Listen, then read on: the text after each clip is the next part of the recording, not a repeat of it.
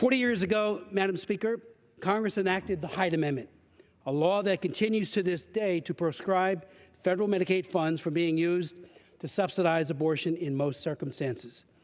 More than 20 peer-reviewed studies show that more than 2 million people are alive today, 2 million, because of the Hyde Amendment. 2 million people who would have been aborted instead survived because public funds were unavailable to effectuate their violent demise, while their mothers benefited from prenatal health care and support. 2 million survivors who have had the opportunity to live and to enjoy the most basic and most elemental of all human rights, the right to life. Madam Speaker, we are experiencing a megatrend in America, consistently reflected in polling data, including the most recent polling data for the Marist poll yesterday. That showed that 61% of Americans are against public funding for abortion, and most want, even those who identify as pro-choice, more restrictions to protect the innocent unborn. People are seeing the truth of who abortion actually destroys, as today's proudly shared first baby pictures are most often of ultrasound imaging photos depicting the amazing miracle of the developing child in the womb. Growing numbers of Americans are often shocked to learn that the methods of abortion include dismemberment of a child's fragile body, including decapitation and the severing of arms and legs, or the use of drugs like RU-46 that literally starve the child to death before forcibly expelling her or him from the safety of the womb. Yet the billion-dollar abortion industry continues to cleverly market the cheap sophistry of choice while going to extraordinary lengths to cover up, ignore, and trivialize the battered victim child in the womb. Madam Speaker, pro-life Americans struggle for the day when abortion violence will be replaced by compassion and empathy for women and respect for the weak and most vulnerable among us, the child in the womb. They believe, as do my pro-life colleagues, that we ought to love them both, mother and child, and not fund the destruction of children through abortion. Lawmakers also need to hear the courageous voices of women who are silent no more, a rapidly expanding number of women who share the heartbreaking agony and heartbreak that they have endured after procuring an abortion. As I mentioned yesterday, there was a poll that came out, and again, it found that 61% of Americans oppose taxpayer funding for abortion, and only 35% support it, which is precisely what we seek to accomplish with enactment of H.R. 7. It would make the Hyde Amendment and other current abortion funding restrictions permanent and government-wide. I would note parenthetically that soon after the Hyde was enacted in 1976, other abortion funding riders were enacted into law, and Hyde itself was upheld by the Supreme Court in 1980. In 1983, I authored the ban on funding abortion in the Federal Employees Health Benefits Program. Most must be renewed legislatively each and every year. This legislation would make it permanent.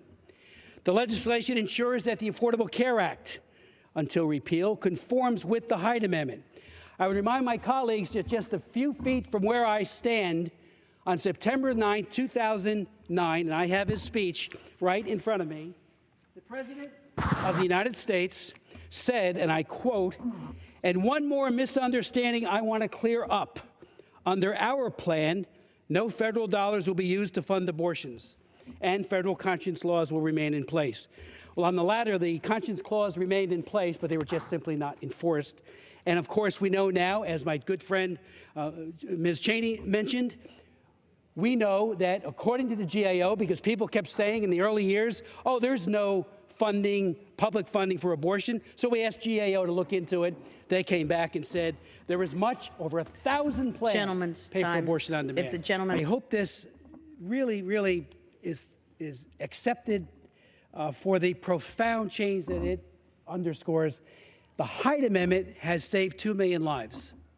2 million survivors who would have died had Medicaid funding for abortion not been available. This is over the course of 40 years, but 2 million lives, some of whom are 39, 38. It's about 60,000 children every year. And, if you look at where this comes from, much of the mega-analysis has come from a peer review done by the Guttmacher Institute in 2009. And they have found that there's a 25% reductions in Medicaid abortions when Medicaid money is not available to effectuate the dismemberment and the chemical poisoning of an unborn child. Defense of the unborn child is the human rights issue of our time, Madam Speaker. We talk about the unborn child, we degrade them, we treat them as if they're tumors, warts to be excised, rather than children growing, developing, and maturing. Ultrasound imaging, as we all know, has shattered the myth that somehow an unborn child is anything but human and alive. And I hope that the science, which is very readily available, catches up with the policy. This makes Hyde and all the other amendments permanent. We know that every year we have an annual battle over several of those amendments. It also, finally, Title II, takes out of Obamacare the facilitation and the funding of abortion. When President Obama did his executive order in December in 2010, he said that the Hyde Amendment would be applied to the Obamacare exchanges.